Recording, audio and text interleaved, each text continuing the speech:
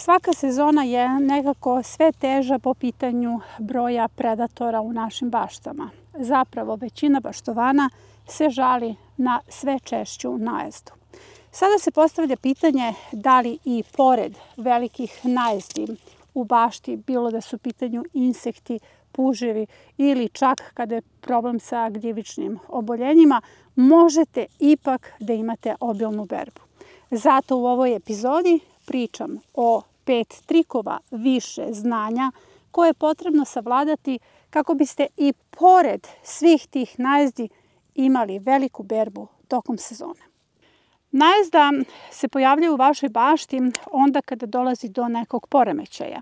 Zapravo pod najezdom podrazumevam prekomeran broj nekog insekta. To ne mora da bude samo insekt, mogu da budu puževi ili čak gljivični poremećaji. Najezde podrazumevaju da vi morate tada da reagujete, jer bez obzira da li govorimo o članovima predatorskog lanca, mi ukoliko imamo prekomeran broj nekog insekta, zaista moramo da delujemo. Ono što je najvažnije od svega, najezde vam uvek govore da je došlo do nekog poremećaja.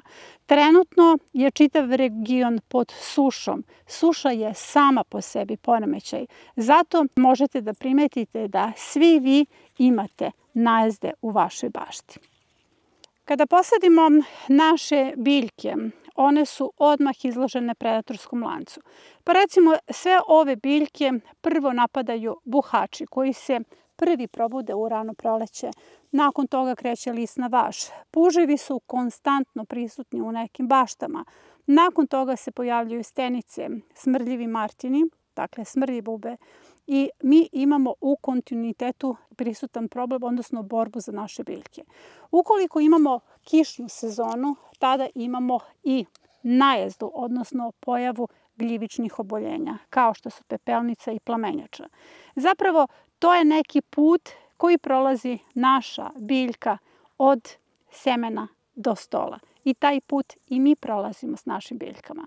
Zato je važno da taj put prođete što mudrije i zato su vam tu potrebni upravo ovi trikovi, odnosno neka znanja, kako biste i pored svih tih najezdi i problema imali obilnu berbu.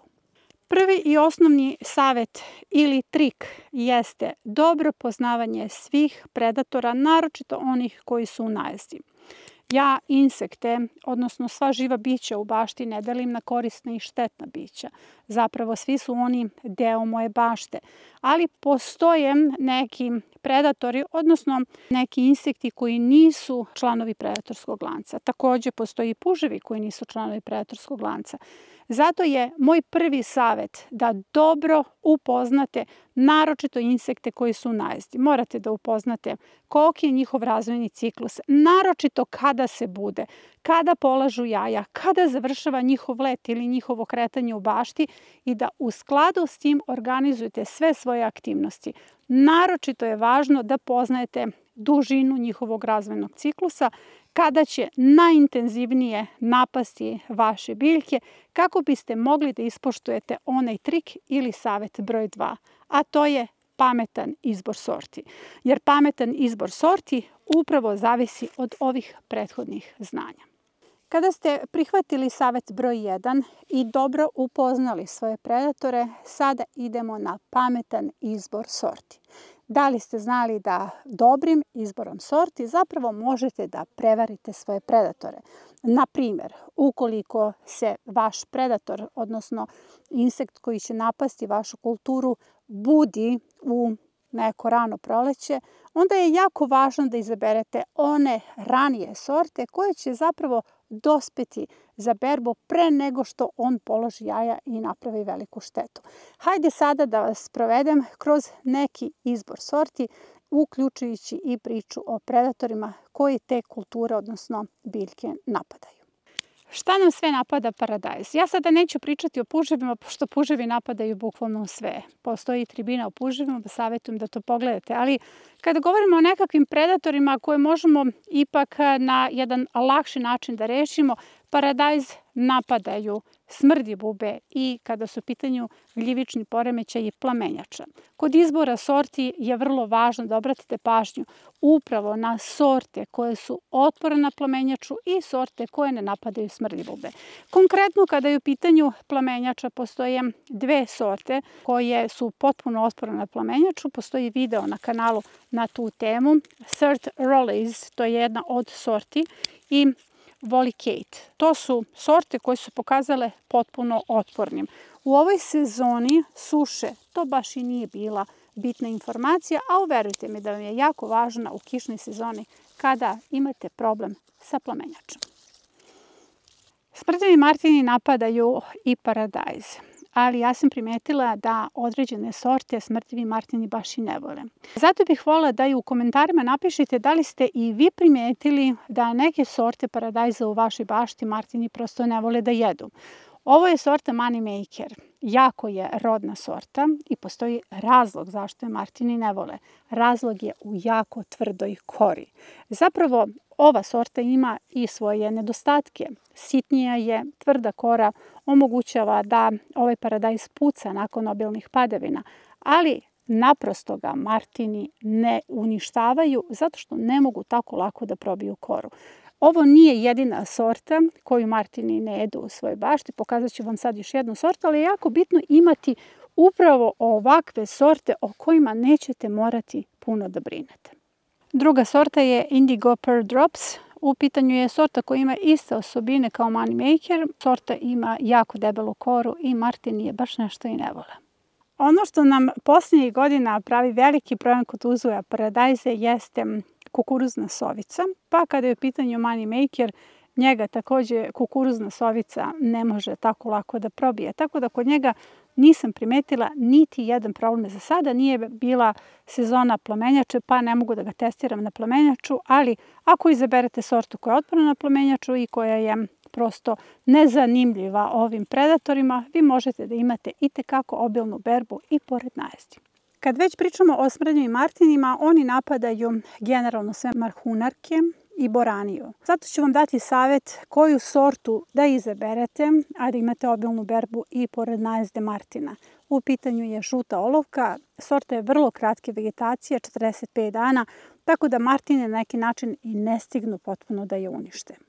Izbor sorti je takođe važan kod najezdi krompirovog moljca. Mnogi baštovani odustaju od uzgoja krompira upravo zbog moljca. Tu je važno da prevarite sam moljac izborom ranih sorti, odnosno sorte koje imaju vrlo kratku vegetaciju. Postoje sorte kratke vegetacije od 50 do 60 dana. U pitanju je Bela Rosa, Carrera i Dragačevski mesečar. To su sorte koje možete vrlo lako da nabavite. Ranije se izvade, onda kada moljac tek počinje svoj let, vi vadite taj krompir i na taj način imate udarnu berbu. Pored toga radite frakcionu sadnju krompira. Krompir možete da posejete i kasnije kao jesenju kulturu kada moljac završi svoj let. Na taj način bili ste mudri. Izabrali ste pametnu sorte i sadili ih u dve faze, odnosno frakcijono. Od paprika smrdljivube najmanje napadaju šorok šari, to je babura, isti je razlog debela kora. Pored pametnog izbora sorti, vrlo je važno i kada sejete određene sorte, zato što možete da izbegnete neke muhe. Recimo, muva koja napada grašak, luk i mrkvu poleće u rano proleće, tamo negde kada cvetaju jorgovani. Pre toga je bilo važno obaviti njihove setve. A vreme sadnje je bitno i kod kupusarica, zato što na taj način možemo mudro da izbegnemo stenice. Zapravo, jako rano u proleće ubacujemo pre buđenja stenica i sada od 15. jula kada se stenice lagano povlače, jer sada možete da primetite početak je septembra, stenica gotovo da i nema. Dakle, trik 2 ili veština 2 kod najezdi jeste da prepoznajete sorte, da sami proučite koje sorte su se pokazale kao boljim, odnosno otpornijim u toj sezoni i da te sorte postavite u narednoj sezoni. Zapravo morate da znate da sve sorte kratke vegetacije ili sitnije sorte se nekako bolje nose sa predatorima od onih krupnih i kasnijih sorti. Kada je u pitanju krompir, svi biraju Agriju, Desire, u pitanju su vam vrlo kasne sorte i te sorte sigurno udare na moljce, imate veliki problem kod vađenja tih krompira, zato što onda primetite da je veliki deo krompira izgrižen, da je veliki deo krompira napadnut i na taj način imate velike gubitke. Trik 1 i trik 2 nas vode dok trika 3, odnosno veštine 3, u pitanju je uzgoj iz presada. Jako je važno da što više kultura ubacujete iz presada i to ne bilo kakvih presada. U pitanju su čvrste, dobro razvijene presade jer što je krupnija i bolja presada, predatori ne mogu tako lako da je savladaju, pa čak ni sami puževi. Na toj tribini su baštovanke pričale upravo o tome. Krupnije presade su bolje izdržavale čak i najestu puževa. Kreativni u bašti i uspešni jeste ako imate veliku količinu presada. Ovo je upravo julski rasadnik, majski rasadnik je već postavljen. Zapravo najvažnije od svega je da imate ogromnu količinu sadnica. Ukoliko imate i najezdu, a veliki broj sadnica, vi onda imate mogućnost ponavljanja.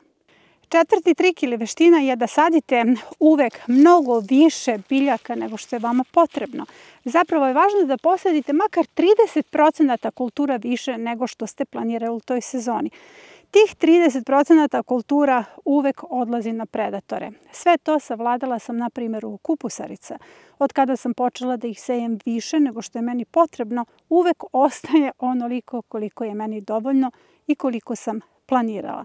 Zapravo, predatora nikada nema mnogo više u našoj bašti. Samo mi posadimo manje biljaka, tako da imamo velike gubitke. I posljednji trik ili veština jeste ponavljati setvu. U kalendarima na edukativnoj platformi Trag biljke imate kalendare u kojima stalno dajem rokove i stalno dajem nove šanse da ponovite setvu. Svaki put imate šansu da obnovite neku kulturu i nemojte nikako da se predajete, jer broj turnusa u bašti vam garantuje uspešnu berbu i pored najezdi.